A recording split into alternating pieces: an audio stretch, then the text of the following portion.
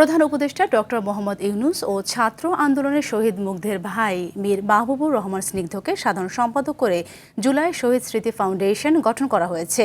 বিকেলে foreign service একাডেমিতে উপদেষ্টা পরিষদের বৈঠক শেষে সাংবাদিকদের এসব কথা জানান উপদেষ্টা আসিফ মাহমুদ। তিনি বলেন, এই ফাউন্ডেশনের 7 সদস্যের কার্যনির্বাহী পরিষদ গঠন করা হয়েছে। এতে আরও 14 জন সাধারণ সদস্য যুক্ত হবেন বলে জানান তিনি। এছাড়া রাজনৈতিক দলগুলোর সাথে আগে সংলাপ, পরে নির্বাচনের বিষয়ে সিদ্ধান্ত হবে বলে জানিয়েছেন পরিবেশ ও বন উপদেষ্টা সৈয়দা রিজওয়ানা হাসান। শহীদ পরিবারের যে ভবিষ্যৎ সহযোগিতা এবং দায়িত্ব নিয়েছে সরকার, সেটি পরিচালিত হবে এবং একই সাথে আহতদের যে দীর্ঘমেয়াদী চিকিৎসা সহকারে আরো যত সহযোগিতার প্রয়োজন হয় সেটি নিশ্চিত করা হবে।